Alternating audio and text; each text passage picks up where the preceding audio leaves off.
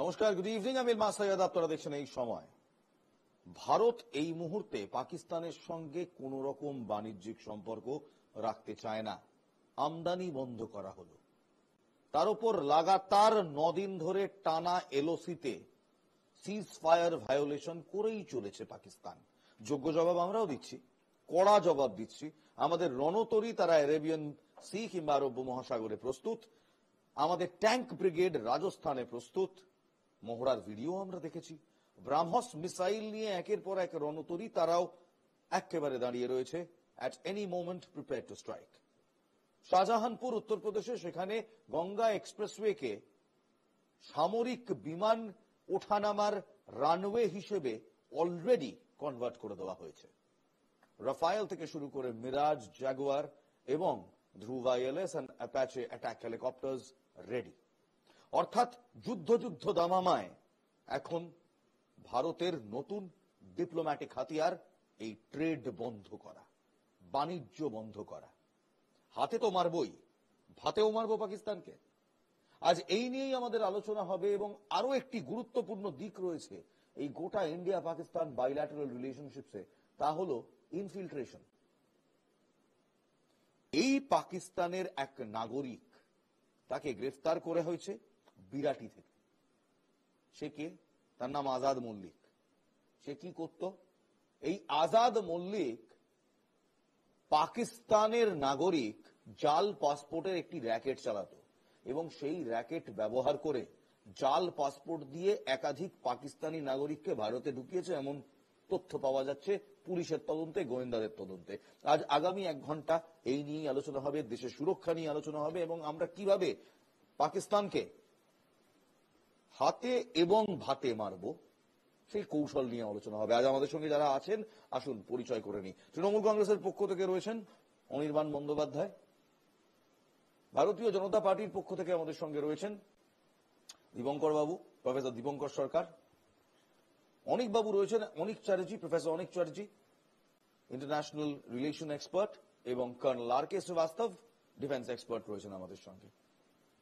আমি কোন রকম আলোচনাতে যাওয়ার আগে এই মুহূর্তে পাকিস্তানের অর্থ ভান্ডারে সোজাসুজি যে সার্জিক্যাল স্ট্রাইক ভারত করলো, তার ঠিক কি অর্থ? পাকিস্তানের কত টাকার ক্ষতি হবে? আদৌ কি কোনো ক্ষতি হবে? পাকিস্তানকে কি তাহলে এবার আমরা ভাতে মারবো? দেখুন, পাকিস্তানকে ত্রিমুখী আক্রমণ ভারতের। সিন্ধু জলচুক্তি, আকাশসীমা বন্ধের পর এবার পাকিস্তানের অর্থনীতিতেও সার্জিক্যাল স্ট্রাইক করল ভারত। পাকিস্তান থেকে সমস্ত আমদানি বন্ধ করল ভারত। বাণিজ্য মন্ত্রকের নির্দেশিকা, বিদেশি বাণিজ্য নীতিতে একটি নতুন ধারা সংযোজন করা হয়েছে। পাকিস্তান থেকে প্রত্যক্ষ ও পরোক্ষ আমদানি অবিলম্বে বন্ধ করার নির্দেশ দেওয়া হয়েছে। পরবর্তী নির্দেশ না আসা পর্যন্ত আমদানি বন্ধ থাকবে। বর্তমানে যেসব পণ্য ট্রানজিটে রয়েছে তার উপরও এই নির্দেশ লাগু হয়েছে। তালিকায় প্রথম সারিতে আছে ওষুধপত্র এবং চিকিৎসা সরঞ্জাম। বিভিন্ন রাসায়নিক, সবজি, দুগ্ধজাত পণ্য, চিনি পাকিস্তানে রপ্তানি করে ভারত। পরিসংখ্যান অনুযায়ী 2024 সালে পাকিস্তান 1388 কোটি টাকার জৈব রাসায়নিক কিনেছিল, 1022 কোটি টাকার ওষুধ, 41 কোটি টাকার প্লাস্টিক, 39 কোটি টাকার অজৈব রাসায়নিক ও ধাতু কিনেছিল, 22 কোটি টাকার খনিজ জ্বালানি, তেল এবং 17 কোটি টাকার রাসায়নিক ভারত থেকে আমদানি করেছে পাকিস্তান। আমদানির তালিকায় আছে ময়দা, সাবান, বিভিন্ন খাবারের দ্রব্য, দুধ, মোম এবং নুন। আমদানির তালিকায় আছে সালফার, সুগন্ধি, সিমেন্ট, সবজি এবং নানা যন্ত্রপাতি। পাকিস্তান থেকে কি কি কেনে ভারত? তালিকায় রয়েছে ফল, তামা, খনিজ তেল, বাদাম, নুন, প্লাস্টিকের উপকরণ, সালফার, তুলো, চামড়া। সরকারি পরিসংখ্যান অনুযায়ী 2024 সালে পাকিস্তান থেকে 2.89 লক্ষ টাকার প্লাস্টিক সামগ্রী কিনেছে ভারত। 15.16 লক্ষ টাকার তুলো, 11.33 লক্ষ টাকার খেলনা এবং ক্রীড়ার সামগ্রী কেনা হয়েছে। আমদানির তালিকায় আছে কিছু যন্ত্রপাতি ও ধাতব আকরিক। এছাড়াও পাকিস্তানের থেকে প্রায় 510 কোটি টাকার সামগ্রী কেনা হয়েছে 2024 সালে। 2023 সালের পরিসংখ্যান বলছে 84.10 লক্ষ টাকার নুন, সালফার, প্লাস্টার, চুন, সিমেন্ট আমদানি করেছে ভারত। একাধিক ভোজ্য বস্তু কেনা হয়েছে 3 কোটি টাকার। ভারতের তরফে পাকিস্তানিদের ভিসা বাতিলের পরই পাকিস্তান জানিয়েছিল ভারতের সঙ্গে বাণিজ্য বন্ধ করবে তারা। এবার পাল্টা কড়া জবাব দিল ভারত। 2019 সালের পর থেকেই পাকিস্তানের সঙ্গে স্থল ও জল বাণিজ্য সম্পর্ক কমে এসেছে। 2024-25 অর্থবর্ষে ভারত $447.65 মিলিয়ন পণ্য পাকিস্তানে রপ্তানি করেছে, যেখানে আমদানিকৃত পণ্যের পরিমাণ ছিল মাত্র $0.42 মিলিয়ন। ভারতের এই সিদ্ধান্তে শাহবাজ শরীফের রাজকোষে বিপুল পরিমাণ বৈদেশিক মুদ্রার ক্ষতির সম্ভাবনা।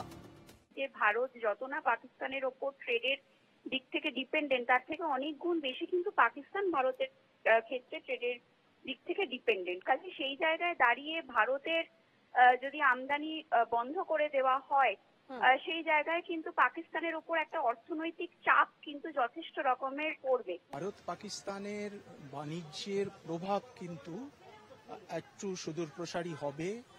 বাংলার উপরে এইক্ষুনি যে এর খুব একটা প্রভাব পড়বে তা বলা যায় না, এবং ভারত পাকিস্তান বাণিজ্যের ক্ষেত্রে ভারতের দিক থেকে সারপ্লাসটা একটু হলেও বেশি ছিল।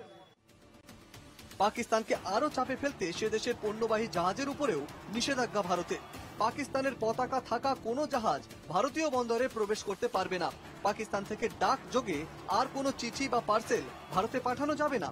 শনিবার ভারতীয় যোগাযোগ মন্ত্রক থেকে বিজ্ঞপ্তি প্রকাশ করে একথা জানানো হয়েছে। বিজ্ঞপ্তি অনুসারে পাকিস্তানের বিরুদ্ধে বাণিজ্য যুদ্ধ শুরু হয়ে গেলেও সামরিক অভিযান নিয়ে এখনো কিছু উল্লেখযোগ্য পদক্ষেপ হয়নি, তাই নাম না করে পাকিস্তানকে নিশানা করেছেন প্রধানমন্ত্রী।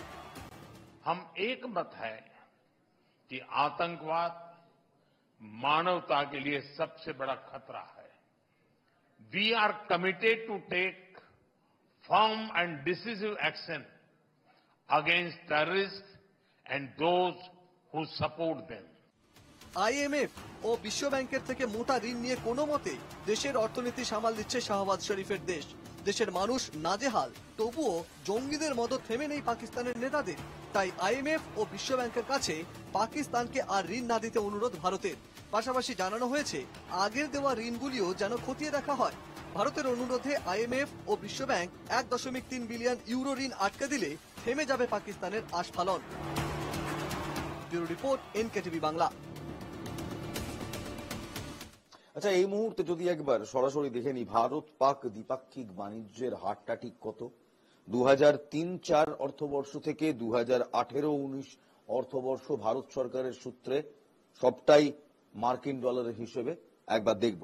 2003-04 অর্থবর্ষে ভারতের রপ্তানির দর ছিল 286.94 মার্কিন ডলার। পাকিস্তানি রপ্তানির মোট 57.74 মার্কিন ডলার, বৃদ্ধি 79.87%।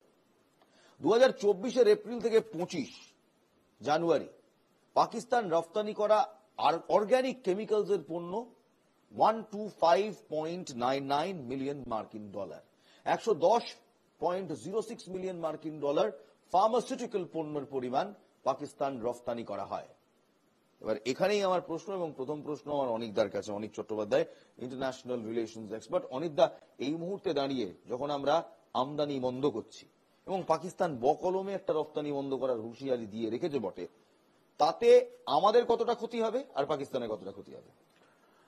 দেখুন, সত্যি কথা বলতে কি, ভারতের যে আন্তর্জাতিক বাণিজ্য, সেই আন্তর্জাতিক বাণিজ্যে পাকিস্তানের ভূমিকা যথেষ্ট কম আমি বলব।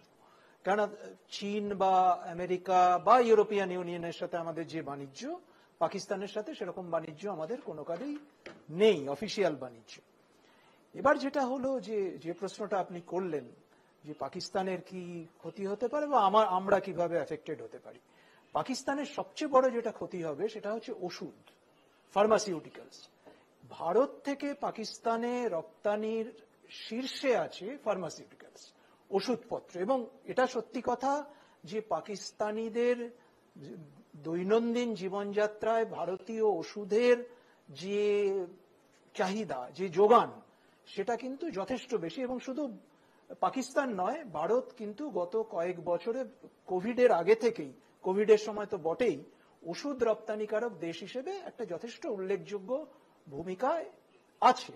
মানে ফার্মাসিউটিক্যাল কান্ট্রি বা ক্যাপিটাল অফ দ্য ওয়ার্ল্ড এরকম আখ্যাও পেয়েছে। কিন্তু পাকিস্তান থেকে আমরা যে খুব একটা বিশাল আমদানি কোনো কালেই করেছি বা করে থাকি তা নয়। আনাজপাতি, কিছু কেমিক্যালস আমরাও রপ্তানি করি, তারাও আমাদেরকে পাঠায়। এইটা এবং সাফটা মানে সার্কের বৃহত্তর পরিধির মধ্যে যে সাফটা তৈরি হয়েছিল, south Asian free trade area, মুক্ত বাণিজ্য অঞ্চল, সেটাও কিন্তু খুব ভালোভাবে কাজ করেনি। অর্থাৎ আমি যেটা বলতে চাইছি যে পাকিস্তানের সাথে আমাদের বাণিজ্য কোনো কালেই একটা বিরাট অঙ্কে পৌঁছয়নি। কিন্তু about $10 million, if I am not very wrong, yearly $10 million আমদানি আমরা করি, অর্থাৎ তারা আমাদের কাছ থেকে নেয়। আমি যতদূর দেখতে পাচ্ছি যেটাতে। হ্যাঁ, এটাকে বিলিয়ন ডলারের হিসেবে আজকে যদি আপনি ধরেন $1 বিলিয়ন মতো বা তার চেয়েও কম, সেটা কিন্তু বিশ্ব বাণিজ্যের নিরিখে খুব একটা মারাত্মক কিছু নয়। তা সত্ত্বেও পাকিস্তান একটা ধাক্কা খাবে, সেই ধাক্কাটা হচ্ছে ওষুধপত্র। কেন, ওষুধ আমরা সকলেই জানি খুব একটা জীবনদায়ী ব্যাপার। সেইটা যদি ধাক্কা খায় তাহলে কিন্তু পাকিস্তানের অসুবিধে হবে। কেননা ভারত থেকে যেটা রপ্তানির, আমি যদ্দূর জানি রপ্তানির একেবারে শীর্ষে আছে ওষুধ এবং ফার্মাসিউটিক্যালস, অন্যান্য জিনিস, ইনজেকশন, যন্ত্রপাতি ইত্যাদি ইত্যাদি, শুধু ওষুধ নয় অন্যান্য।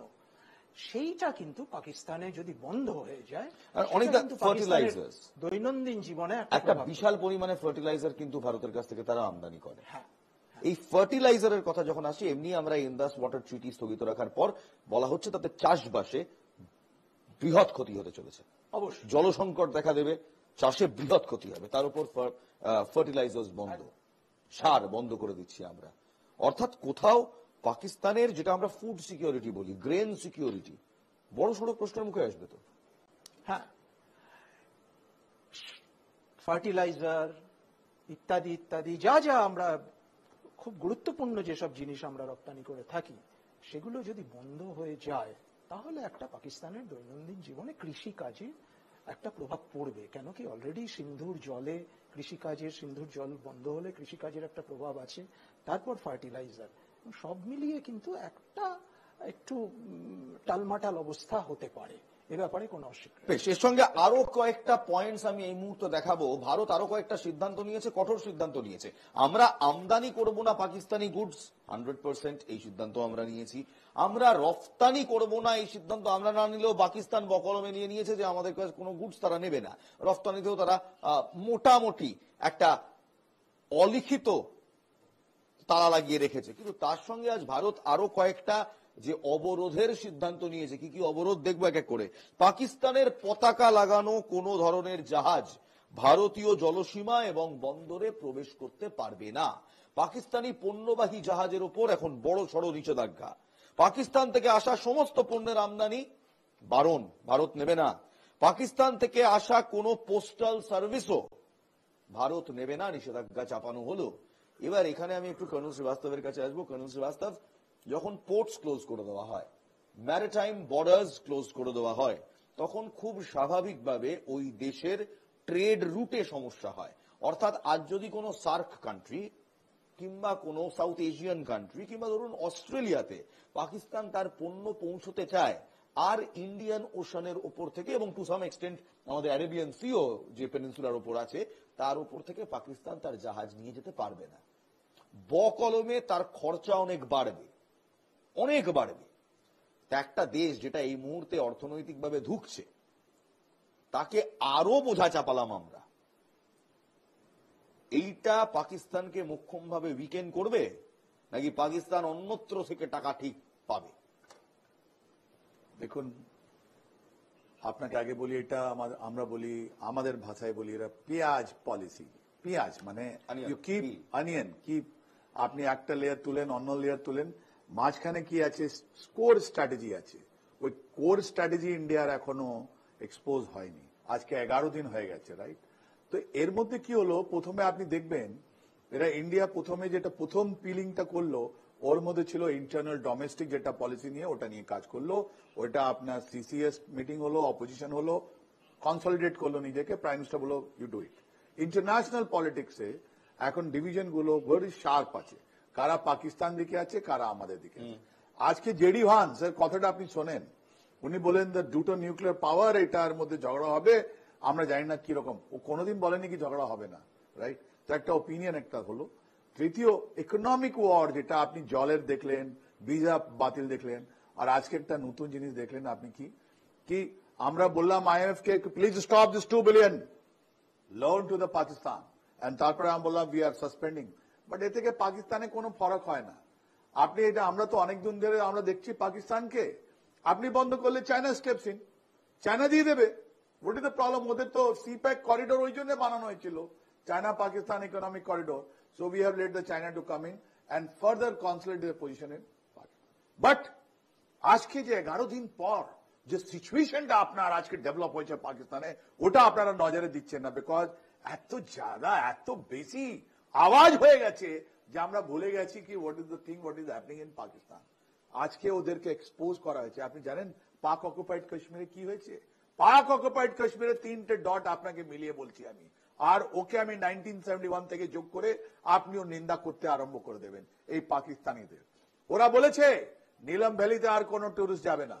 ওরা বলছে মাদ্রাসা because of summer we are declaring holiday. And তৃতীয় বলেছে আমি ইমার্জেন্সি লাগাচ্ছি পাক অকুপাইড কাশ্মীরে। আপনি জানেন এর মানে কি হয়? পুরো পাকিস্তানে তো ইমার্জেন্সি হয়নি, শুধু পাক অকুপাইড কাশ্মীর। 1971-এ এই জানলা হাইয়া খান বলেছিলেন defence of West Pakistan lies with the east Pakistan. তার মানে ওরা বলেছিল যে ইস্ট পাকিস্তান যেটা বাংলাদেশ এখন আছে, ওই বাংলাদেশি মানুষকে এই ইন্ডিয়ান আর্মি সামনে আমরা ফোর্ডার হিসাবে ইস্তেমাল করব, আর যতদিন এরা ওখানে লড়বে আমরা ততদিন ওখানে সেফ আছি। আর যেদিন জল নিয়াজি সারেন্ডার করলো, ওয়েস্ট পাকিস্তান সারেন্ডার। আজকে ওরা কি করেছে? সেম জিনিস। এই কাপুরুষ পাকিস্তান, ওরা পাক অকুপাইড কাশ্মীর, ওরা জানতে পেরেছে যে এই আমরা যে পাকিস্তানের সঙ্গে 4 রকমের যেটা বর্ডার আছে, 4 রকমের জিনিস আছে। একটা আইবি আছে যেটা গুজরাট থেকে জম্মু পর্যন্ত, তারপরে আপনার লাইন অফ কন্ট্রোল যেটা ডিসপিউট আমাদের চলছে, যেখানে আপনি বলছেন ওখানে ফায়ারিং হচ্ছে, তারপরে AGPL আছে আমাদের সিয়াচেনে, আর একটা সাকসাম ভ্যালি আছে, রাইট? ওরা বুঝতে পেরেছে কি আইবিতে যেটা পুরোপুরি পাকিস্তান, ওখানে ইন্ডিয়া তো শায়দ মনে হয় অ্যাটাক করবে না, বা ওদের কোর ভ্যালু, স্ট্র্যাটেজিক ভ্যালু কিছু নেই। আমরা বলি কি তোমরা পাক অকুপাইড কাশ্মীরতে হামলা করো। এই কাপুরুষ, দিস ইজ হোয়াট ইজ আনরিভেলিং। এইটাই এটা এক্সপোজ হলো। এটা কোনো মিডিয়া রিপোর্ট করছে না, এই অ্যানালিসিসটা কেউ দেখাচ্ছে না কি পাকিস্তানের যারা লোক আছেন পলিটিশিয়ান, ওরা পাক অকুপাইড কাশ্মীরের লোককে ইন্ডিয়ান আর্মি সামনে দাঁড়িয়ে দিচ্ছে, বলছে ওখানে হামলা করো, আমরা ঠিক আছি, আমাদেরকে ছেড়ে দিও। তার মানে Punjab and Sindh will be save, and যতগুলো ইন্ডিয়ান আর্মি যতগুলো অ্যাকশন হবে, ওরা বলছে আপনাকে যা কিছু করার আছে আপনি করুন ওখানে। This is the Kapurush. This is what আইয়া ডিড ইন 1971। সেটা তো আমি বুঝলাম, ওরা কাপুরুষ, আমরা আরে জানি, এটা আবার দেখা যাচ্ছে আমরা জানি ওরা একটা রোগ নেশন। আমরা এটাও জানি যে 42টা লঞ্চ প্যাড রয়েছে, টেরর লঞ্চ প্যাড No, রয়েছে। not terror. Here, what they're doing is they're bartering the life of the Pak-occupied But Kashmir sir, that is people. their headache, not us. No, it is their headache. No, এটা আমরা expose করছি। ওদের policy দেখুন কি হচ্ছে আগামী 11 দিনের পর। ওরা যেরকম ইস্ট পাকিস্তানে গেছিল, ওরা বলেছিল যে মরতে দিন বস পাকিস্তানকে, আমরা সেফ থাকবো। তার মানে Punjabi lobby of the Pakistan, ওরা চায় না ওদের মাটিতে যুদ্ধটা হোক। ওরা চায় না আমাদের ইসলামাবাদ, ওরা চায় না লাহোর, সিয়ালকোট, সরগোডা, কাহুটা, ওই জায়গায় আমাদের যুদ্ধ হতে দিতে চাইছে না। ওরা বলছে ইন্ডিয়াকে ইনডাইরেক্টলি ওরা মেসেজ দিচ্ছে তুমি ওখানে লড়ো, দিস পাক অকুপাইড কাশ্মীর পিপল আর ডিসপোজেবল। তাই জন্য ওদের ইসলামাবাদ হাইকোর্টে ওরা বললো পাক occupied Kashmir is the foreign country. তো ওরা দেখুন ওদের এই মেসেজ আপনার চ্যানেলের মাধ্যমে আমরা দিতে চাইছি, পাক অকুপাইড কাশ্মীর দেখো পাকিস্তান কি করলো তোমাদের সঙ্গে। দে আর টোটালি নিজে তোমাদেরকে স্যাক্রিফাইস, নিজেকে বাঁচাবার জন্য এই পাক অকুপাইড কাশ্মীর এন্ড গিলগিট বালতান লোককে ওরা স্যাক্রিফাইস করতে চলেছে, এইটাই হবে। বেশ, এবার এখানে আমি একটা প্রশ্ন ডক্টর সরকার, যিনি এখন এই মুহূর্তে রয়েছেন, প্রফেসর সরকার, প্রফেসর দীপঙ্কর সরকার, ভারতীয় জনতা পার্টির মুখপাত্র, না করলেই নয়। দেখুন, আমরা দেখলাম পুলওয়ামা এয়ার স্ট্রাইকের পর সার্জিক্যাল স্ট্রাইক, আমরা দেখলাম পুলওয়ামাতে যে নৃশংসতা জঙ্গিরা করলো, তারপর আমরা দেখলাম তড়িঘড়ি সেখানে কেন্দ্র এলো, সামনে এলো, সার্জিক্যাল স্ট্রাইক হলো। আমরা দেখলাম উড়ি স্ট্রাইক, উড়ি হামলা, তারপর আমরা দেখলাম বালাকোট এয়ার স্ট্রাইক, বালাকোটে আমাদের ফাইটার জেটস ধ্বংস করে দিল টেরর ক্যাম্প। পেহেলগাঁও স্ট্রাইকের পর, পেহেলগাঁও হামলার পর আজ 10 দিনের বেশি হয়ে গেল, শুধু আওয়াজ শুনছি, মহড়া দেখছি, ব্রাহ্মস মিসাইল এদিকে যাচ্ছে ওদিকে যাচ্ছে দেখছি। আমরাও বুঝি, যারা আমরা ডিফেন্স সাংবাদিকতা করি, আমরাও বুঝি যে সমস্ত কিছু দেখানো যায় না, কিন্তু কি হচ্ছে সেটা তো আমরাও বুঝতে পারছি। ডেজার্ট স্টর্ম নামে একটি অপারেশন হচ্ছে, এটা ওয়ার গেম করা হচ্ছে, বেসিক্যালি মহড়া। এই মহড়া সর্বত্র চলে, সবসময় চলে। আরো বেশি করে সোশ্যাল মিডিয়াতে পোস্ট হচ্ছে। ইন্দাস ওয়াটার ট্রিটি নামে যে ট্রিটিটাকে আমরা ক্যান্সেল করেছি, সেটা ভারত সরকারও বলেছে সেটা একদিনে করা সম্ভব নয়, এটা একটা দীর্ঘমেয়াদী প্রসেস, অনেক দিন সময় লাগবে, স্টেপ 1, স্টেপ 2, স্টেপ 3, 3টে স্টেজে করতে হবে। আজকে দেখুন যে বাণিজ্যের ওপর যে আমরা পাবন্দি লাগালাম, যে আমরা আমদানি করবো না, তাতে আমাদের খুব একটা ক্ষতি হবে না, ওদেরও যে ক্ষতি হবে সেটাও কিন্তু বিরাট কোনো ক্ষতি নয়। আমার প্রশ্ন হচ্ছে, why not direct strike? National security কাউন্সিলে আমাদের রয়ের পূর্বতন ডিরেক্টরকে আনা হলো, অনেকে বললো অজিত ডোভালের ডানা ছাটা হলো, হলো কি হলো না আমরা জানি না, but he is probably involved somewhere else. CDS এর পুরো ইন্টিগ্রেটেড ডিফেন্স কোরকে নিয়ে মিটিং করা হলো, সেনাবাহিনীকে খুললে ছাড় দিয়ে দেওয়া হলো, ফুল ফ্রিডম দেওয়া হলো, বাট কোনোটা কোথায়? We want revenge, when is the revenge coming? দেখুন, অনিকবাবু বলেছেন, উনিও রাষ্ট্রবিজ্ঞান বিদেশমন্ত্রী নিয়ে বলেছেন এবং বললেন। আমরা একটা জিনিস, সার্জিক্যাল স্ট্রাইক সামরিক দিক থেকে হয়তো আমরা চোখে পড়ছে না, কিন্তু সার্জিক্যাল স্ট্রাইক হচ্ছে। আপনি আজকের দিনে দাঁড়িয়ে, এখানে আমি ফার্স্ট কথাটা বলছি, দেখুন বেলুচিস্তানে আজকে যে মাঙ্গোর যে ওদের অঞ্চলটা আছে, সেই অঞ্চলে কিন্তু তারা পুরোটাই আজকে বলেছে পাকিস্তানি সেনাকে বের করে দিয়েছে, সরকারি অফিস দখল করে নিয়েছে এবং তারা কিন্তু স্বাধীন হওয়ার দিকে সমস্তটা এগিয়ে গেছে। আপনি পাকিস্তানের এয়ার স্ট্রাইক করে যে ধকল করে যে ধাক্কা দেওয়া যায়, কিন্তু পাকিস্তানকে যদি এমন করা যায়, পাকিস্তান ভেঙে 3 টুকরো হয়ে গেল, যেটা 71 সালের জেনারেল শ্রীবাস্তব বলছিলেন পাকিস্তান ভেঙে 2 টুকরো হয়েছে, আজকের দিনে পাকিস্তান ভেঙে 3 টুকরো হয়ে যায়। আমি বালুচিস্তানের কথা বললাম। দ্বিতীয় একটা কথা বলি, দেখুন আজকে যে জায়গা দাঁড়িয়ে আছে, আপনি টিটিপিরা বলছে আজকে পাকিস্তানে তালিবান বলুন আর আফগানিস্তানে তালিবান, তারা বলছে তারা বলছে যে ডুরাল লাইন আমরা মানি না। পাকিস্তান ডুরাল লাইন বলছে আমরা মানি না, টিটিপি বলছে যে আমরা এখানে পাকিস্তানের শাসন দেব না, এবং তারা আজকে পাকিস্তানের সামরিক অফিসারদের ধরে তাদের পোশাক খুলিয়ে তাদের পোশাকগুলো জ্বালিয়ে দিয়েছে এবং তাদেরকে নাঙ্গা করে করে কিন্তু সেটা তো স্যার বালুচিস্তান লিবারেশন আর্মি সাফল্য। এবার এর পরের কথাটা তো আপনি অনেক আর বলতে পারবেন না, আমিও বলতে পারবো না। আমি শুনুন, সেটাই বলছি যে তাদের পেছনে কি আছে, কথাটা আমরা অনেক আর বলবো। এয়ার স্ট্রাইক করলেই যে তাদেরকে দুর্বল করা যাবে, কিন্তু ডিজিটাল ওয়ার শুরু হয়েছে। আপনি এই যে আপনি সাইবার ওয়ার দেখছেন, আপনি যেগুলো বললেন সেগুলো বলে আমি রিপিট করতে যাচ্ছি না। জলের ক্ষেত্রে বলুন, ওষুধের ক্ষেত্রে বলুন, আমদানির ক্ষেত্রে বলুন, একটা দেশ যদি তাদের উৎপাদন কমে যায়, অনেক স্যার যেটা বললেন, উৎপাদন কমে যায়, তাহলে সে দেশ এমনি তাদের দুর্বল হবে অর্থনৈতিক দিক থেকে। ওষুধের ক্ষেত্রে হলো, তারপরে তাদের প্রদেশগুলো যদি ভেঙে যায়, এবং শুধু যে পাকিস্তানের যে কটা জেনারেল শ্রীবাস্তব বলছিলেন আজকে, কর্নেল শ্রীবাস্তব বলছিলেন যে পাক অকুপাইড কাশ্মীরে একটা গোষ্ঠী তো তারা বলছে আমরা স্বাধীন হতে চাই এবং তারা পাকিস্তানের সাথে থাকবে না। এই যে 3টে পাকিস্তানের সাথে থাকবে না মানেই যে তারা ভারতের সাথে, আমি ভারতের সাথে নয়, আমি বাংলাদেশের স্বাধীন হয়েছিল, বাংলাদেশ কি ভারতের সাথে আছে? নেই। আমাদের তো বক্তব্য হচ্ছে যে মুহূর্তে ব্যাপারটা হয়ে যায় পাক অকুপাইড কাশ্মীর, দেখুন কাশ্মীর ভারতের, এটা নিয়ে কোনো দ্বন্দ্ব নেই। আই এম শিওর আমাদের কোনো প্যানেলিস্ট এর বাইরে বলবে না আমরা সেই জায়গায় পাকিস্তান আমাদের। তার মানে যখন এই কাশ্মীরের একটি অংশ দখল করে নিয়েছে, আমাদের 1946 সালের যুদ্ধে যেটা আমাদের পাওয়া হয়ে গেছিল, জয় করা হয়ে গেছিল, কিন্তু যে কোনো কারণে হোক আমাদের প্রধানমন্ত্রী সেটা যে কোনো সেখানে ছেড়ে দিয়ে আসতে হয়েছে, কিন্তু সেই এলাকার নাগরিকরা তারা কিন্তু এখন বলছে আমরা পাকিস্তানে থাকবো না। অর্থাৎ এই যে 3টে টুকরো হওয়ার জন্য পাকিস্তান যে এগোচ্ছে, তার জন্য যে প্রতি পদে যে ব্যবস্থাগুলো, আপনি বলতে পারবেন না ভারতের বিদেশ মন্ত্রকের প্রতিনিধিরা আফগানিস্তানে গিয়ে বিদেশ মন্ত্রকের প্রতিনিধিদের সাথে যোগাযোগ করেছে, কথা বলে এসছে, এবং আফগানের প্রতিনিধিদের সাথে কি কথা হয়েছে সেটা আপনি আমি বলতে পারবো না, কিন্তু তার ফলশ্রুতিতে আমরা যে দেখতে পাচ্ছি যে ওখানে পাকিস্তানি সেনাদের পোশাক খুলে তাদেরকে আর্মস কেড়ে নিয়ে তাদেরকে তাড়িয়ে দিচ্ছে, এটার যে কোনো ভূমিকা নেই সেটা আমরা বলতে পারছি না। নিশ্চয়ই ভারত সরকার যেভাবে চলছে, ভারত সরকার শুনুন আজকে ভারত অর্থনৈতিক বিশ্বের একটা জায়গায় গেছে, যুদ্ধ করলে আমি সবটা বুঝলাম প্রফেসর সরকার, আমি সবটা বুঝলাম, কিন্তু আমি একটা জিনিস যেটা দেখুন, এটা এই মুহূর্তে পুরো বিরোধী না, আমি সেটাও বলতে চাই, আমি বলছি এই মুহূর্তে পুরো বিরোধী শিবির আপনাদের সঙ্গে দাঁড়িয়ে আছে, সবাই মিলে এক একটা মেসেজ দিয়েছে, আমি sure Anirban you will agree, সবাই মিলে এক একটা মেসেজ দিয়েছে যে যা করার করুন। গোটা দেশ এই মুহূর্তে রিভেঞ্জ চাইছে, যে রিভেঞ্জটা স্যার, যে রিভেঞ্জটা আপনারা পুলওয়ামার পর দিতে পারলেন বাই এয়ার স্ট্রাইকস, আমি তো বলছি যে রিভেঞ্জটা আপনারা উরির পর দিলেন বাই বালাকোট স্ট্রাইক, আপনি কিন্তু স্ট্রাইক গুলো হচ্ছে, আপনি কিন্তু পার্ট বাই পার্ট, আমি আপনাকে বোঝাতে চেষ্টা করলাম, এটাও স্ট্রাইকের এক একটা পার্ট।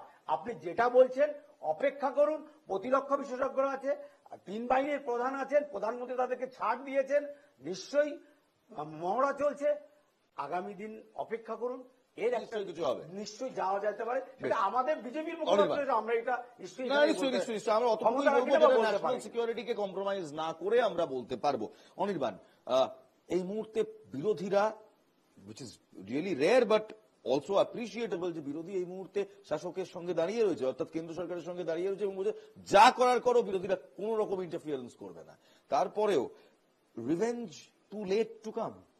দেখুন, এটা রেয়ার নয়। যখনই বহির্শত্রুর আক্রমণ হয়েছে, রাজনৈতিক দলগুলি তাদের আভ্যন্তরীণ যে রাজনৈতিক প্রতিদ্বন্দ্বিতা সেটা ভুলে সরকারের পাশেই দাঁড়িয়েছে। এটা প্রথমবার হচ্ছে না, এটা এর আগেও হয়েছে, এবং এটা ভারতবর্ষের অন্যতম শক্তির জায়গা, রাজনৈতিক শক্তির জায়গা, যে বহির্শত্রুকে প্রতিরোধ করার প্রশ্নে আমরা এককাট্টা। এবার এইখানে দীপঙ্কর দা যেগুলি বললেন পাকিস্তানের 3 টুকরো হওয়ার কথা, আমি ওনার সঙ্গে একমত। উনি বেসিক্যালি যেটা বলতে চাইছেন যে পাকিস্তানের ঝড়ে একটি বক মারা যাবে, তাতে ভারতবর্ষের একজন ফকিরের কেরামতি বাড়বে। সেটাও যদি হয়, আমার তাতে কোনো আপত্তি নেই, কারণ পাকিস্তানের তরফ থেকে যে পরপর জঙ্গি হানা, তার পেছনে মদত দেওয়া ইত্যাদি আমরা দেখে আসছি। এর আগে সবচেয়ে খারাপ ঘটনাটি ঘটেছিল পুলওয়ামাতে। আমাদের প্রায় 50 জন আধা সেনা জওয়ান যেভাবে দিনের আলোতে মারা গেছিলেন, সেই ক্ষত আমরা কোনোদিন ভুলতে পারবো না। এবং সেই সময় যদি আপনি তখনকার নিউজ রিপোর্ট গুলো একটুখানি খুঁজে দেখেন, একটি মিল পাবেন।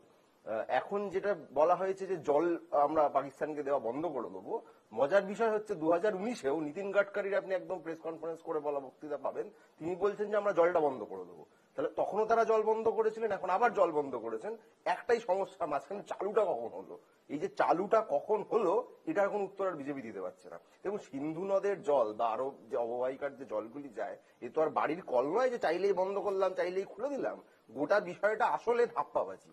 কারণ বিজেপির তরফ থেকে এই পাকিস্তানের বিরুদ্ধে যত পদক্ষেপের কথা বলা হচ্ছে, আপনি একটু খুঁটিয়ে দেখলে ভাববেন 2019 সালে পুলওয়ামার আক্রমণের পর, আমি সার্জিক্যাল স্ট্রাইকে কাক মরেছিল না বক মরেছিল আমি তাতে যাচ্ছি না, সেই বিতর্ক পাশে সরিয়ে রাখলাম। যে পদক্ষেপের কথা বলা হয়েছিল তার মধ্যে আজকে যেগুলি বলা হয়েছে প্রায় প্রত্যেকটাই ছিল। এই ট্রেড বন্ধ করে দেওয়া, আপনি 2019-এর খবরের কাগজগুলো খুলুন, একই কথা বলেছিল। তাহলে মাঝখানে পাকিস্তানের সঙ্গে যারা পুলওয়ামার মতো ঘটনায় আমাদের আধা সেনা জওয়ানদের মেরে দিল, তাদের সঙ্গে ব্যবসাটা চালাচ্ছিল কারা? এই প্রশ্নটা তো প্রথম করতে হবে। এই মাঝের 6 বছরে এই সরকার পাকিস্তানের সঙ্গে ব্যবসাটা এলাও করলো কেন? তাহলে কি আমাদের আধা সেনা যারা মারা গেছিলেন তাদের স্রেফ ভোটের জন্য ব্যবহার করা হয়েছিল? আমরা তো দেখেছিলাম 2019 সালে একটি জনসভা থেকে যারা 18 বছর বয়সের প্রথম ভোটার, নরেন্দ্র মোদী আবেদন করছেন যে পুলওয়ামার শহীদদের জন্য একটা ভোট তোমরা বিজেপিকে দাও। আজকে পেহেলগামের ঘটনার সময় তিনি সৌদি আরবে ছিলেন, সফর কাটছাট করে ফিরে এলেন। আমরা আশা করেছিলাম যে আমাদের মাননীয় প্রধানমন্ত্রী সাংবাদিক সম্মেলন করবেন, প্রধানমন্ত্রী হওয়ার পর জীবনে প্রথমবার করলেন না। আশা করেছিলাম বিরোধী দলের সঙ্গে একটা সর্বদল যে বৈঠক হয় সেখানে একটি তিনি কনভিন করবেন, তিনি নিজে উপস্থিত থাকবেন, থাকলেন না। সোজা চলে গেলেন পাকিস্তানকে জবাব দিতে বিহারে নির্বাচনী জনসভায়। সেখানে গিয়ে নীতিশ কুমারের সঙ্গে হাসাহাসি করছেন মঞ্চে বসে, এতে নিশ্চয়ই পাকিস্তান জব্দ হচ্ছে আমি নিশ্চিত। তারপরে তিনি একের পর এক ভাষণ দিয়েছেন, প্রত্যেকটাতে পাকিস্তান কেঁপে কেঁপে যাচ্ছে। আমি একটু থামাবো, আমি একটা উত্তর নেব প্রফেসর দীপঙ্কর ভট্টাচার্য। দেখুন, এই হচ্ছে কি প্রো তৃণমূলের অবস্থা, এদের অবস্থাগুলো বলে লাভ নেই। আসলে যখন সৌদি আরবিয়া থেকে ফিরে এসে বিহারের মঞ্চ অব্দি কিন্তু ঠিক ছিল, আমি আগেরটা বলছি না, নির্বাচন এবার ওইটা কিন্তু ঠিক ছিল, ঠিক ঠিক আগামীকালও মোদী কিন্তু বিহারে। এবার আমি একটা বলছি, এই রাজনৈতিক ব্যাপারটা তৃণমূল কংগ্রেস টেনে নিয়ে আসবে, কারণ তারা শামশেরগঞ্জে যখন মরে আর সে সময় তাদের মুখ্যমন্ত্রী দিয়ে দীঘায় গিয়ে গিয়ে নৃত্য করার মতো করছে, সেটা কিন্তু করবো, সে কথাটা বলতে পারবে আপনার দলের দিলীপ বাবু। এবার একটা সে যাক না, ঠিক আছে দিলীপ ঘোষের ব্যাপারটা তো আলাদা, কিন্তু সেক্ষেত্রে এরা চোখে দেখে না, কারণ এদের চোখে নেবা হয়, এরা চোখে নেবা দেখে। এত কিছু বললো, বাড়ির পাশে শামশেরগঞ্জে যেতে তার 15 দিন লাগছে, যদিও সোমবার দিন মুখ্যমন্ত্রী যাচ্ছে, তাই বলছি 15 দিন লাগছে। এই হচ্ছে গিয়ে মানুষের জীবন নিয়ে মরলে রাজনীতি করে, আর এদের কাজটা হচ্ছে তাই, এই নোংরামো করে যাবে তৃণমূল কংগ্রেস। আচ্ছা, বেশ ছোট্ট, খুব ছোট্ট করে সংক্ষেপে আমি জিজ্ঞাসা করেছিলাম যে 2019-এও আপনারা জল বন্ধ করলেন, আবার জল বন্ধ করলেন, মাঝে কেউ একটা চালিয়েছিল। আচ্ছা বেশ, এই তরজা চলতেই থাকবে। ছোট্ট বিরতি দেবো, বিরতির পর ফিরে আসছি, দেখতে থাকুন এই সময়।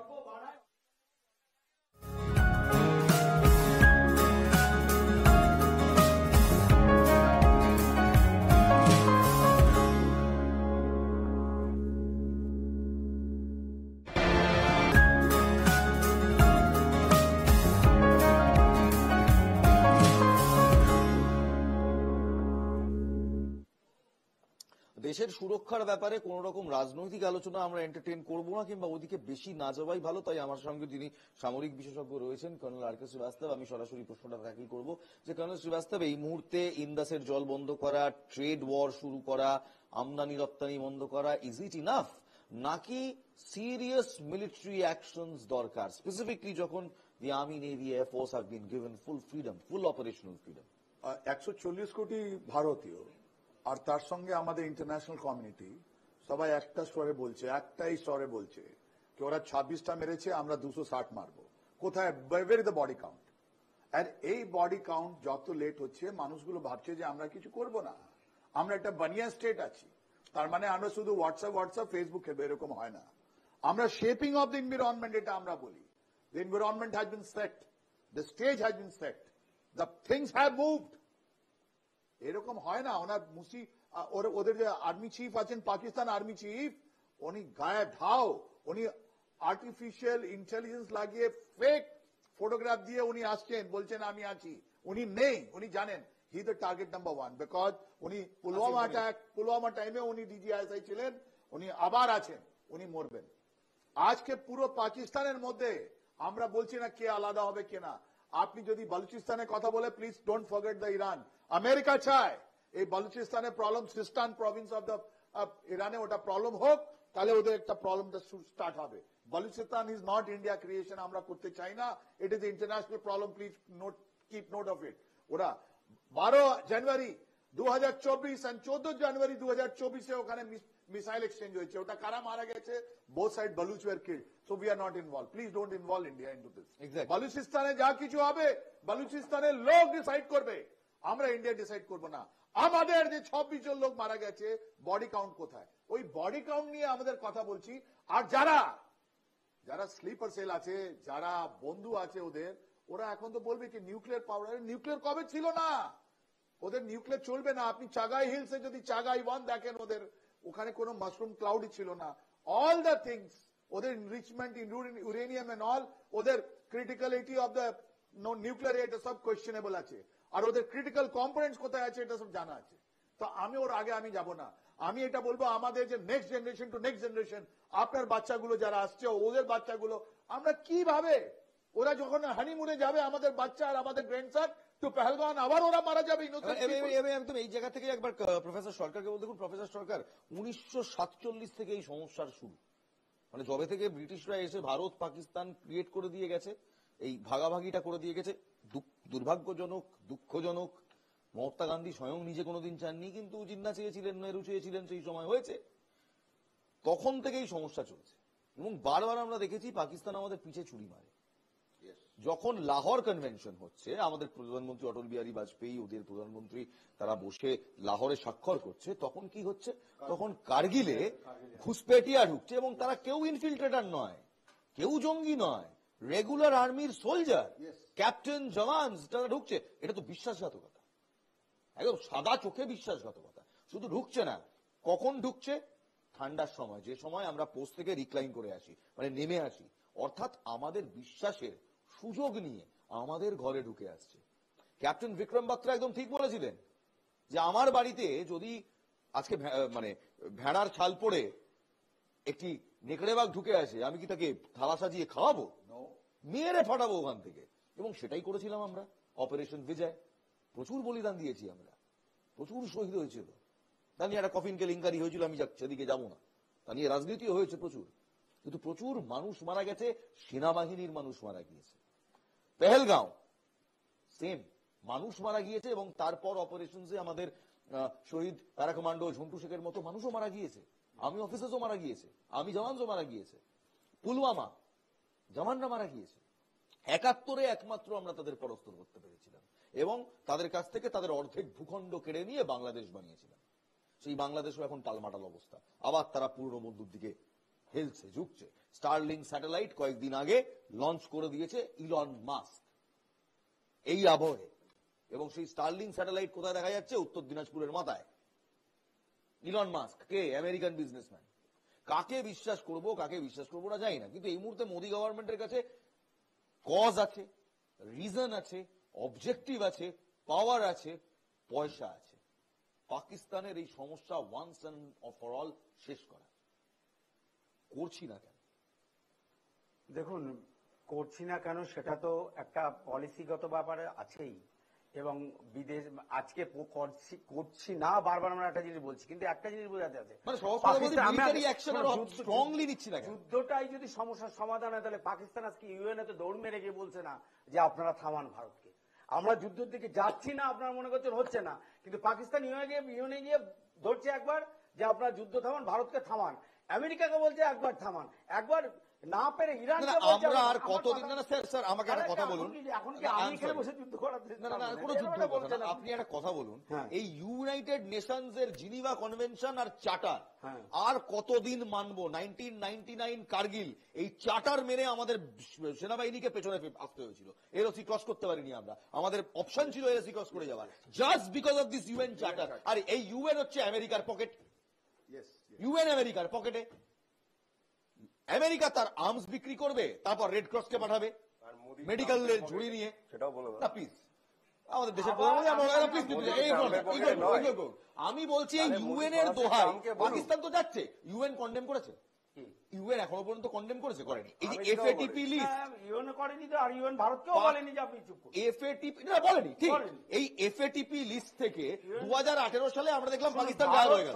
ভারত সরকার পরিষ্কার কথা, ভারত সরকার তার প্রতিরক্ষা ব্যবস্থা, তার বিদেশ নীতির ক্ষেত্রে কোনো কম্প্রোমাইজ কোনোদিন করেনি, কোন সরকার করবে না।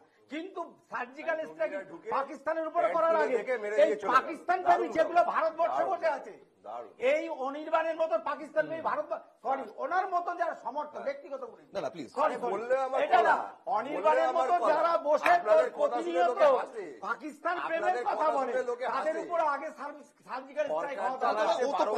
শুনুন, আমাদের না, আমাদের চালাচ্ছে 12 বছর বিভিন্ন ভাবে বিষয়টা হচ্ছে কি, ভারতবর্ষের যুদ্ধ করার জন্য ভারতের সেনা আছে, প্রতিরক্ষা আছে, সবকিছু আছে, কিন্তু বিদেশ পাকিস্তানের যেমন পাকিস্তানের যুদ্ধ করার জন্য নিজের দেশের বিরুদ্ধে লোকগুলোর সাথে যুদ্ধ করা লাগে না। ভারত সরকারের ভারতের বসে পাকিস্তান প্রেমীরা যারা পাকিস্তানের লোককে বিরাটিতে বসে পাসপোর্ট বানিয়ে দিচ্ছে এই পশ্চিমবঙ্গের সরকার সহযোগিতায়, আপনি তাকে দোষ দেবেন না?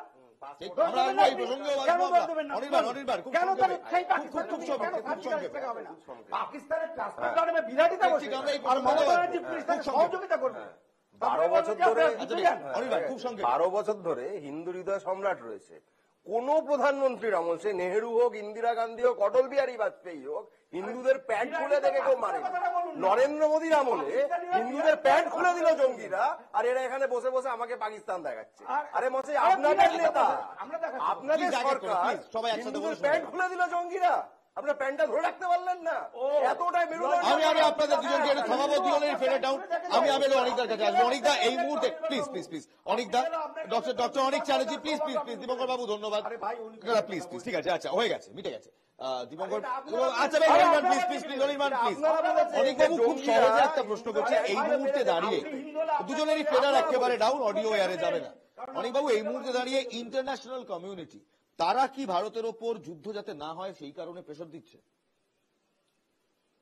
দেখুন, একটা দেশের দুটো মানে ওভারঅল দুটো পলিসি আছে, একটা হচ্ছে ফরেন পলিসি, একটা হচ্ছে ডোমেস্টিক পলিসি। যদি মানে ব্রডার আমব্রেলায় দেখা হয়, দুটোর মধ্যে যোগসূত্র অবশ্যই আছে, কিন্তু দুটো আবার কখনো কখনো আলাদা পথেও চলে। এবার যে ইন্টারন্যাশনাল কমিউনিটির কথা আপনি বললেন, সেই ইন্টারন্যাশনাল কমিউনিটিকে কিন্তু আমাদের ভীষণভাবে সবকিছু জানাতে হবে। সেটা কিন্তু ইন্দিরা গান্ধীও করেছিলেন 71-এ। ইন্দিরা গান্ধী তখন স্বরণ সিংকে বিভিন্ন দেশে পাঠিয়েছিলেন। ইন্টারন্যাশনাল স্বরণ সিং তখন এক্সটার্নাল অ্যাফেয়ার্স মিনিস্টার। বিভিন্ন দেশকে আগে থেকে যাতে ভারতের পক্ষে আনা যায় সে কাজটা কিন্তু উনি করেছিলেন এবং খুব সফলভাবে করেছিলেন।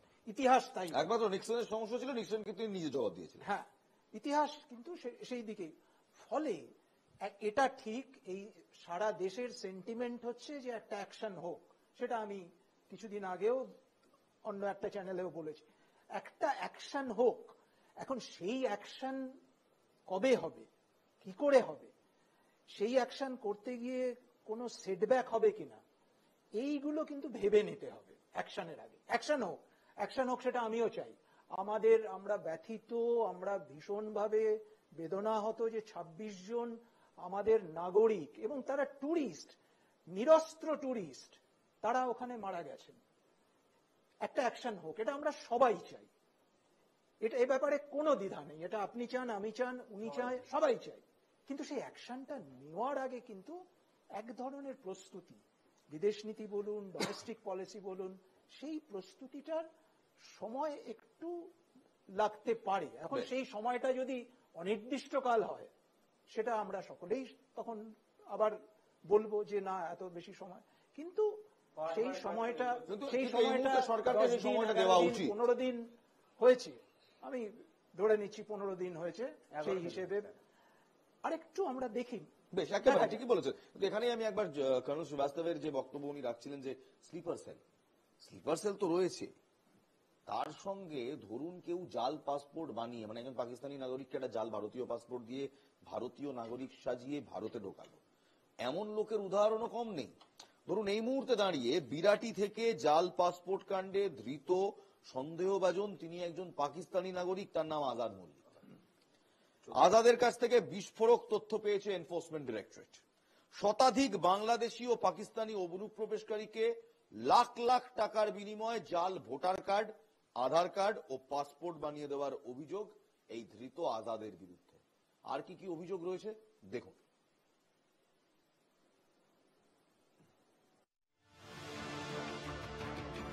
কেঁচো খুঁড়তে কেউটে ধরা পড়ল ইডির হাতে। বাংলায় বিস্তৃত জাল পাসপোর্ট চক্রের শিকড় খুঁজতে গিয়ে বিরাটি থেকে ধৃত আজাদ মল্লিকের কাছ থেকে যেসব তথ্য মিলেছে, তাতে চোখ ছানা বড়া তাবড়ো তাবড়ো গোয়েন্দাদের। জাল পাসপোর্ট কাণ্ডে বিরাটি থেকে ধৃত আজাদ মল্লিক। আজাদের কাছ থেকে মিলেছে পাকিস্তানি ড্রাইভিং লাইসেন্স। ইডির দাবি, আজাদ একজন পাকিস্তানি নাগরিক। 2013 সালে বাংলাদেশ হয়ে ভারতে ঢোকে আজাদ। জাল নথি কারবারের বড়সড় পান্ডা হয়ে ওঠে আজাদ। জাল প্যান কার্ড, আধার কার্ড, ভোটার কার্ড ও পাসপোর্ট তৈরি করে সে। প্রায় 100 বাংলাদেশি নাগরিককে জাল নথি দিয়েছে। জাল নথি বানিয়ে দিয়েছে বেশ কিছু পাকিস্তানিকেও। প্যান, ভোটার, আধার কার্ড তৈরির দর ছিল প্রায় 1.5 লক্ষ টাকা। জাল পাসপোর্ট তৈরিতে আজাদ নিত 2,50,000 টাকা। ভারতে প্রবেশের সময় আজাদ নিজেও প্রায় 1 লক্ষ টাকা খরচ করে জাল ভারতীয় নথি তৈরি করেছিল বলে জানা গিয়েছে। ভারত বাংলাদেশ সীমান্তে বিশাল নেটওয়ার্ক তৈরি করেছিল আজাদ মল্লিক। সেখানে সক্রিয় ছিল তার এজেন্ট এবং সাব এজেন্টরা। সূত্রের খবর, আজাদের এই এজেন্টরা ভারতীয় জাল নথি তৈরি করে দিত বাংলাদেশি অনুপ্রবেশকারীদের। আজাদ মল্লিকের সেই এজেন্ট এবং সাব এজেন্টদের খোঁজে রয়েছে এনফোর্সমেন্ট ডিরেক্টরেট। বাম জমানায় এটা ছিল সেফ প্যাসেজ, এখন হয়ে গেছে সেফ হোম। তৃণমূল কংগ্রেস রোহিঙ্গাদের ডেকে এনেছে রাজ্যে। তৃণমূল কংগ্রেসের একজন নেত্রী উত্তর 24 পরগনায় প্রকাশ্যে বক্তৃতা করে বলছেন যে একজনও বাংলাদেশির নাম যেন ভোটার লিস্টের বাইরে না থাকে। তৃণমূল কংগ্রেসের একজন প্রাক্তন রাজ্যসভার সদস্য, তৃণমূল কংগ্রেসের দক্ষিণ 24 পরগনার নেতা, তার ভিডিও সকলের সামনে এসেছিল। তিনি গুনছেন যে হিন্দুরা, না হিন্দুদের ভোট দিতে যাবে না, এগুলোকে বাদ রাখ। একটু শোনে, তার সেখানে তো এ ধরনের ঘটনা ঘটবেই। অমিত শাহের মন্ত্রকের সব সংগঠন, তারা কি ঘুমোচ্ছে? তারা মধ্যে মধ্যে অনেক রাজনৈতিক ন্যারেটিভ তৈরি করে বিরোধী রাজনৈতিক দলগুলির বিরুদ্ধে, কিন্তু কাজের কাজ যেটা ভারতের আভ্যন্তরীণ নিরাপত্তা, ইন্টারনাল সিকিউরিটি, সে ব্যাপারে তো দেখা যাচ্ছে অষ্টরম্ভা। আজাদ মল্লিক ধরা পড়ার পর বিষয়টি অন্য মাত্রা পেয়েছে। দেশের নিরাপত্তাও জড়িয়ে থাকায় নড়ে চড়ে বসেছে এনআইএ। গত মঙ্গলবার ইডি ও এনআইএর বৈঠকও হয় এ নিয়ে, যেখানে এনআইএর ডিজি সহ 12 জন আধিকারিক এবং ইডির স্পেশাল ডিরেক্টর ও জোন ডিরেক্টর উপস্থিত ছিলেন। বিউ সরকারের রিপোর্ট, এনকেটিভি বাংলা। অনির্বাণ, প্রথম প্রশ্নটা তো তোমাদের করতেই হবে। তোমাদের রাজ্য থেকে এমন একটা কাণ্ড কারখানা আসছে, ধরা পড়ছে, রাজ্য পুলিশের তো একটা সাময়িক দায়িত্ব রয়েছে, তারা অগ্রাহ্য করতে পারে না, এড়াতেও পারে না। 100 বার আছে, একেবারেই অগ্রাহ্য করার জায়গা নেই। আবার এটাও অগ্রাহ্য করার জায়গা নেই যে পাসপোর্ট, এই গোটা বিষয়টা ইউনিয়ন স্বরাষ্ট্র মন্ত্রকের অধীন, সেখানে রাজ্য সরকারের কোনো ভূমিকা থাকে না। নিশ্চয়ই স্থানীয় পুলিশের ভেরিফিকেশনের প্রশ্নে ভূমিকা থাকে, কিন্তু ওটা ওই ভেরিফিকেশন পর্যন্তই। তারপর থেকে পাসপোর্ট অফিস, সেটা রিজিওনাল পাসপোর্ট অফিস, জাল, সেই পাসপোর্টটা দিচ্ছে কে? রাজ্য সরকার তো দেয় না। এক দ্বিতীয়ত আপনাদেরই চ্যানেলে জাল দেখছিলাম যে পাসপোর্ট তো কেন্দ্র সরকারও দেয় না, জাল পাসপোর্ট তো পাসপোর্ট থেকে পাসপোর্ট ডিপার্টমেন্টটা সেইটা তো স্বরাষ্ট্র মন্ত্রক চালায়, কেন্দ্রীয় স্বরাষ্ট্র মন্ত্রক। এবং আপনাদেরই খবরে দেখছিলাম যে এই জাল, এই আজাদ মল্লিক যেই হোক, এর জাল একাধিক রাজ্যে ছড়ানো, শুধুমাত্র পশ্চিমবঙ্গের থেকে অথচ অপারেট করছে এখান থেকে, কিন্তু তো জালটা একাধিক রাজ্যে ছড়ানো। এই কারণেই তো কেন্দ্রীয় এজেন্সিগুলো তৈরি হয়েছে, যে নির্দিষ্টভাবে রাজ্য ভিত্তিক কোন অপরাধ হলে রাজ্যের পুলিশ কাজ করবে। কিন্তু যদি মাল্টি স্টেট এরকম অপারেশন চলে যেখানে ইন্টারন্যাশনাল ক্রাইম জড়িত, কারণ আপনি যখন বিদেশি নাগরিকদের অবৈধ পাসপোর্টের কথা বলছেন, কে স্মাগলার, কে টেরারিস্ট, কাকে কাকে দিয়েছে আমরা তো এখন অব্দি জানি না। অর্থাৎ এইগুলি ধরার জন্যই কেন্দ্রীয় এজেন্সি তৈরি হয়েছে। এই লোকটি যদি 2013 সালে অনুপ্রবেশ করে আজ 12 বছর হয়ে গেল অলমোস্ট, মানে তার মধ্যে 11 বছর এই নরেন্দ্র মোদী সরকার, ভেবে দেখুন 11 বছরের বেশি নরেন্দ্র মোদী সরকার এই এতদিন ধরে এই জিনিসটা চালিয়ে গেছে। আজকে গিয়ে ধরা পড়ছে তখন মমতা বন্দ্যোপাধ্যায় সরকার যখন বাংলায়, আন্তর্জাতিক সীমান্তটা রাজ্য সরকার দেখে না। আন্তর্জাতিক বাংলাদেশে ঢুকেছে, কিন্তু আপনারা জমিও দেননি বরাদ্দ দেওয়ার। দেখুন এই একই যুক্তিতে আমি ধরে নিলাম যে হ্যাঁ পশ্চিমবঙ্গ সরকার জমি দেয়নি বিএসএফ কে, তাই খুব খারাপ অবস্থা। কাশ্মীরে তো পশ্চিমবঙ্গ সরকার নেই, কাশ্মীরে 2019 থেকে তো কেন্দ্রীয় শাসন, সেখানে জঙ্গিগুলো ঢুকলো কোথা থেকে? আপনারা অনেক পাল্টা মারের কথা বলছেন, আমি একমত আপনাদের সঙ্গে। আজ অব্দি কটা জঙ্গি ধরা পড়েছে? যারা মেরে চলে গেল, যারা হিন্দুদের প্যান্ট খুলে মেরে চলে গেল, তাদের কজনকে ধরতে পেরেছে আজ অব্দি নরেন্দ্র মোদী সরকার? খারাপ লাগলেও দেখুন, আমি আসবো স্যার, আমি 1 মিনিট, তার আগে আমি একটু রাজনৈতিক বক্তব্য। খারাপ লাগলেও ওর একটা পয়েন্ট আছে। সেই পয়েন্টটা তো বলছি, যে কটা এই যে জঙ্গিদের যে মাথা ছিল সে তো কাল রাত্রেই ঢের হয়েছে, সে তো কালকেই মারা গেছে। এই অনির্বাণ বাবু সেটা তাই নাকি? হ্যাঁ, এই তো ওই যে জিজ্ঞেস করো কালকে, মানে মুসা নেই, যে ওখানে রাখছিল যার কাছে। দেখুন এখানে একটা সমস্যা আছে, কারণ আমরা যা শুনেছি এসএসজি কমান্ডো, এই ফজি কি আর নাম ওর, মুসা ফজি, সেই হচ্ছে এই গোটা চক্রের মাস্টার মাইন্ড, তাকে এখনো ধরা যায়নি। তারপর আর কোন কোন তারপর যদি আপনি বলেন মাস্টার মাইন্ডের নাম একটাই, সে হচ্ছে ডিজিআইএসআই এবং আসিম মুনির, সে এখনো মারা যায়নি। এবং এই হ্যাঁ লস্করের একজন কমান্ডার মারা গিয়েছে। আর হ্যাঁ জঙ্গিদের একটি জঙ্গি ইউনিটের একজন মাথা মারা গিয়েছে, কিন্তু পেহেলগাঁও অ্যাটাকের ষড়যন্ত্রকারীরা মারা গিয়েছে এমন কোন তথ্য কিন্তু আমরা এখনো পাইনি। যারা এই ঘটনাটা ঘটিয়েছে, আমি আপনার সাথে একমত। আমি দ্বিতীয় একটা কথা বলছি, সত্যি সত্যি তো বিরাটিতে মরলে সমস্ত কেন্দ্র পুলিশ যদি ভেরিফিকেশন, বিরাটি একেবারে ওদের উপর। আমি বলছি পুলিশ ভেরিফিকেশন না করলে পাসপোর্ট হয় না, তাহলে আসল জায়গাটা পুলিশ। আমার একটা প্রশ্ন বলতো যে জাল পাসপোর্টে কি না স্যার, আমি এটা ও বলছিল, আমি আপনাকেও প্রশ্ন করছি যে একটা জাল পাসপোর্টে কি কেন্দ্র রাজ্য কিছু আছে? আমি ইলমাজ বাবু, আমি পাসপোর্টে যাচ্ছি না, আমি যে জায়গাটা যাচ্ছি ওই যে বিরাটি না, ওখানে পশ্চিমবঙ্গ সরকারের অর্থমন্ত্রী থাকেন, চন্দ্রিমা ভট্টাচার্যের মানে বিধানসভা এলাকা, তিনি ওখানের মন্ত্রী। বিরাটি থানার পাশে তার পার্টি অফিস আছে, বড় বড় পার্টি অফিস। সেখানে আমরা বুঝলাম কেন্দ্রীয় সরকার সব ফেলিওর। তৃণমূলের পার্টি অফিসের পাশে আজাদ মল্লিক ভাড়া থেকে করলো, আর তৃণমূল কিছু জানলো না। মমতা ব্যানার্জি বলছে কাশলেও নাকি টের পান, কেউ কোথায় কি হচ্ছে মমতা ব্যানার্জি গুন্ডা টাইট করা থেকে সব জানেন। এটা জানতে পারলাম তৃণমূলের পার্টি অফিসে আজাদ মল্লিক থাকলো। একটা উত্তর দিই, দেখুন বিরাটির দায় রাজ্য সরকারের, ঠিক, পেহেলগামের দায় কার? সেকুলারদের। বুঝতে পারলেন তো? এই বিজেপি কি বলেছে? পেহেলগামের বিজেপি বলেনি স্যার, এটা বিজেপি বলেনি। আরে এটা যে বলেছে একটি মাথা খারাপ হয়ে যাওয়া সাংবাদিক বলেছে, তার বিরুদ্ধে কেসও হয়েছে। পীযূষ গোয়াল কি বলেছে মশাই? যে যতক্ষণ না 140 কোটি ভারতীয় দেশপ্রেমে উদ্বুদ্ধ হচ্ছে এসব চলতে থাকবে। এটা পীযূষ গোয়াল বলেছে। 140 কোটির মধ্যে আপনিও আছেন, এর মধ্যে আপনিও আছেন, কর্নেলও আছে, আমিও আছি। প্লিজ আমরা একটু থামবো। কারণ শ্রীবাস্তব, এই জাল পাসপোর্টের র্যাকেট গুলো চলে কিভাবে? এতে কেন্দ্র দায়ী না রাজ্য দায়ী? কারণ দুজনেই দুজনের উপর কাদা ছেঁড়া চুরি করছে। তাই একটু বলুন, এই জাল পাসপোর্টের র্যাকেট চলে কিভাবে? এটা আমার খুব দুঃখের বিষয়। একটা কথা আছে, कि ताउम्र हम ये खता करते रहे, धूल चेहरे पे था, आईना साफ करते रहे। প্রবলেমটা এটা, আমরা 1 বছরের মধ্যে একটা কালচারাল সেন্টার বানাতে পারি। লজ্জার বিষয়, আমরা কাটা তার দিতে পারছি না, বিকজ মাটি দিতে পারছি না। কেন? ওখান থেকে পয়সা আমদানি হচ্ছে, পার্টি ফান্ডে আসছে, রাইট? ওখান থেকে আমরা ইলেকশন জিতছি, ওখানে আমরা বর্ডারের কাছে আমরা চক্র চালাচ্ছি 500 কিলোমিটার। আমাদের লজ্জার বিষয়, আমাদের হোম মিনিস্টার পার্লামেন্টে বলছেন 500 কিলোমিটার আমরা কোন কাটা তার নেই। আপনিও গেছিলেন জলের দিকে, আপনি দেখে এসছেন ওখানে কি ব্যাপার আছে। এটা লজ্জার ব্যাপার যে ন্যাশনাল সিকিউরিটি ম্যাটার আমরা পাহাড়গাঁওকে আমরা এখান থেকে কম্পেয়ার করছি, রাইট? ওখানে তো কোনো স্মাগলিং হচ্ছে না, ওখান থেকে তো আমাদের কত লোক বলে জান দিয়েছে, রাইট? এইখানে এই আপনার নদিয়াতে 4টে আপনার আন্ডারগ্রাউন্ড ট্রেন যিনি ধরা পড়েছে, আপনি অপেক্ষা করুন, বেশি দিন নয় এই অ্যাকশন রিপোর্ট ধরা পড়েছে মুর্শিদাবাদে, এই আইএসআই তৈরি করেছে।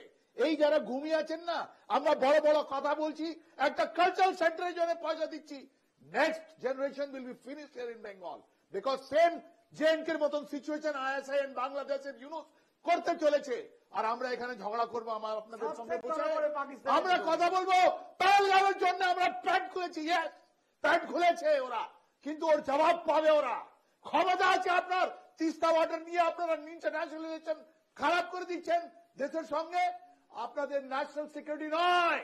আপনারা জানি আপনারা কি করছেন, আপনারা কি প্রমোট করছেন। আপনারা একটা এমএলএ বলছে ওরা 70 and 30 after 75 years, কবে আপনি অ্যাকশন নেবেন? কলকাতা কেউ বলছে আমি জ্যাম করে দেবো, কবে অ্যাকশন নেবেন? কেউ বলছে আমি প্যান ইসলামিক এখানে বেঙ্গল বানাবো, আপনি কবে অ্যাকশন নেবেন? আপনি নেবেন না, because this is all related to your মানি। এটা কিন্তু আমিও এটার সাথে সহমত, অনেকদা আই এম শিওর আপনিও এটার সাথে সহমত হবেন যে এই ওয়াকফ প্রোটেস্টের নামে সিদ্দিকুল্লাহ চৌধুরী থেকে শুরু করে একাধিক আমি বলবো তারা তৃণমূল, এবার সিদ্দিকুল্লাহ চৌধুরী কখন তৃণমূলের মন্ত্রী আর কখন সে জামাতের মানে জামাতুল উলেমায়ে হিন্দ তার সদস্য হয়ে যান, কি অদ্ভুত গিরগিটির মতো রং বদলান। আপনি যেই থেকে খপ করে ধরতে যাবেন তখন তৃণমূল বলবে না না আমাদের মন্ত্রী না, এখন তো উনি উলেমায়ে হিন্দের সদস্য হিসেবে কথা বলছে। সমস্যা হচ্ছে উনি এখানে দাঁড়িয়ে হুমায়ুন কবির, আমি একেবারে নাম করে করে বলছি, হুমায়ুন কবির, সিদ্দিকুল্লাহ চৌধুরী, এরা যে মর্মে কথা বলে, যে মর্মে কথা বলছে, এবং সত্যি তো মমতা বন্দ্যোপাধ্যায়ও বলছে বহিরাগতরা এসছে পাশের রাষ্ট্র থেকেও আসতে পারে, অর্থাৎ বাংলাদেশ থেকেও ঢুকতে পারে, মমতা বন্দ্যোপাধ্যায়ও বলছে, শুভেন্দু অধিকারীও বলছে। এত কিছু হচ্ছে বাংলায়, বাংলার এসবি আইবি আঙুল চুষছে বসে বসে, লর্ড সিনা রোডে বসে বসে। দেখুন, আমাদের সবচেয়ে বড় শত্রু হচ্ছে ভারতবর্ষের দুর্নীতি, এবং দুর্নীতি কিন্তু কম বেশি সব রাজ্যেই আছে। যে রাজ্যগুলোতেই ইন্টারন্যাশনাল বর্ডার আছে সেই রাজ্যেই বিভিন্ন যারা আছেন সেসব জায়গায় তারা জানেন যে সেখানে বিভিন্ন রকম টাকা পয়সার লেনদেন হচ্ছে। সেখানে ওই কাঁটাতারের প্রশ্ন কর্নেল সাহেব তুললেন, সেগুলো করা হচ্ছে, লঙ্ঘন করা হচ্ছে, কাঁটাতার নেই ও সব জায়গায়। এই দুর্নীতি কিন্তু কম বেশি সব রাজ্যেই আছে। আপনার যতই অস্ত্র থাকুক, আপনার যত মারণাস্ত্র থাকুক, আপনার দেশের ভেতরে যদি দুর্নীতি থাকে তাহলে কিন্তু আপনি ভেতর থেকে নষ্ট হয়ে যাবেন, ভেতর থেকে ধ্বংস হয়ে যাবেন। আমি একটা ছোট্ট প্রশ্ন করবো স্যার, খুব সংক্ষেপে উত্তরটা আমি চাইবো থেকে। এই আজাদ মালিক, বেসিক্যালি তো মল্লিক নয়, এর নাম আজাদ মালিক, পাকিস্তানি নাগরিক হিসেবে বলা হচ্ছে, আইএসআই এর এজেন্টও তো হতে পারে। দেখুন, আইএসআই এজেন্ট এখন ইন্ডিয়াতে ফাংশন করা খুবই অত্যন্ত কঠিন, আমি এর আগে মুখ খুলবো না, কিন্তু কাটাতার সম্বন্ধে একটা অন্য কারো তো এজেন্ট হতে পারে। আমরা একটা ধরতে পারছি না, চাইনিজ এজেন্ট, চায়নারা একটা অনেক বড় ইন্টারেস্ট আছে ওদের, আমরা এজেন্ট আজ পর্যন্ত ধরতে পারিনি, but they are very active in India, border এরিয়াতে ওরা অ্যাক্টিভ আছে। ISI I can 100% tell you, 100% আমি সিওরিটির সঙ্গে বলে দিচ্ছি, আইএসআই কেন লোক ইন্ডিয়াতে কাজ করতে পারছে না, আমি কেন করতে পারছে না আমি বলতে পারবো না, এটা ক্লাসিফাইড, নাম্বার 1। নাম্বার 2, 1.5 লক্ষ টাকা আধা ঘন্টার একটা রেট আছে বর্ডারে, এই কাটাটা আর নেই কেন? এই জন্য আমি নিজে গিয়ে ইনভেস্টিগেট করলাম, আপনি নিজে গেলেন, আপনি দেখুন রেট বাঁধা আছে, আমাদের রাষ্ট্রীয় সুরক্ষার সঙ্গে রেট বাঁধা আছে। আপনাদের বাচ্চা ওদের বাচ্চার জন্য আমরা কি সুরক্ষা? সেই রেটটা কে বাঁধছে? রেট এটা তো স্টেট গভর্নমেন্ট বাঁধছে না, তো ওখানকার তো যারা আছে ওরা বাঁধছে, যারা গভর্নমেন্ট সিস্টেম আছে ওরা। আধা ঘন্টা আমরা আপনি যাদের বিরুদ্ধে অভিযোগ করছেন তাদের বিরুদ্ধে কিন্তু এর আগে কয়লা এবং গরু পাচারেও অভিযোগ হয়েছিল, এবং তাদের কয়েকজন কমান্ডেন্টকে কিন্তু গ্রেফতারও করা হয়েছে, ক্লোজও করা হয়েছে। তারা কিন্তু রাজ্য সরকারের এমপ্লয়ি নয়, তারা কিন্তু দীপঙ্কর বাবু সরাসরি অমিত শাহ ডিপার্টমেন্টের এমপ্লয়ি। আপনার মনে আছে কাদের কথা? কারণ আমি আপনাকে বলবো আপনি উত্তর দেবেন, কিন্তু সেই সংস্থার নাম না নিয়ে উত্তর দেবেন না। আমি কোন সংস্থার উত্তর দিই, আপনি দীর্ঘদিনের সাংবাদিক, এখানে সবাই আছে, অনির্বাণ বাবু দীর্ঘদিন ধরে আমরা বসি, আপনি বলুন না, এই যে পাসপোর্ট কেলেঙ্কারি পশ্চিমবঙ্গে পেয়েছে। আপনি দিল্লিতে পাসপোর্ট জাল পাসপোর্টে কেলেঙ্কারি পেয়েছেন? না, কিন্তু আমি রাজস্থানে এজেন্ট পেয়েছি। আমি এজেন্ট পেয়েছি। আমি বলছি যে আমার কথা হচ্ছে কি যে জমি নয়ডাতে আছে, গুজরাটে আছে, বলতে দাও, যেতে পারেন। তারপর আমি তোমায় দেবো, দেবে তো খুব সংক্ষেপে একের পর এক জমিটার জন্য কেন্দ্রীয় সরকারের সচিব এসে নবান্নে এসে বলে যাচ্ছে জমি দিন, চিঠি দিচ্ছে, কোর্টে সুপ্রিম কোর্টে জানিয়েছে জমি দিচ্ছে না। তারপরে আমার একেবারে শেষ সময় 30 second, Anirban Bandyopadhyay 30 second please. ওটা করতে পারেন, জমিটা দিতে পারছেন না। দেখুন, এই যে জমি দেওয়া নিয়ে যে দ্বিচারিতা বিজেপি করে, এইখানে প্রশ্নটা হচ্ছে বাংলা এবং বাংলাদেশ বর্ডারের মধ্যে প্রচুর জলা জমি আছে বা নদী ইত্যাদি রয়েছে, সেখানে তো কাঁটাতার দেওয়া সম্ভব নয়। বাকি যে ল্যান্ডও আছে যেখানে একদম আছে, যেখানে স্থলভূমি, সেখানে বহু জায়গায় ব্যক্তি মালিকানাধীন জমি আছে, সেগুলো কিন্তু গুচ্ছের মামলা রয়েছে। যত মিটবে তত জমিগুলো হ্যান্ড ওভার করা হবে। তারপরেও আমি তাদের যে বক্তব্য এটা মেনে নিয়ে বলছি, পশ্চিমবঙ্গ পূর্ব দিকে, পশ্চিমের সমস্ত বর্ডার পুরোটা কাঁটাতার দেওয়া আছে, 1। 2, রাজস্থান, গুজরাটের কচ্ছ রিজিয়ানে 450 স্কোয়ার কিলোমিটারেরও বেশি এরিয়া একদম পাকিস্তান বর্ডার লাগোয়া আদানির কোম্পানিকে দেওয়া হয়েছে। মিলিটারির থেকে না বলেছিল যে দেবেন না, এটা করবেন না।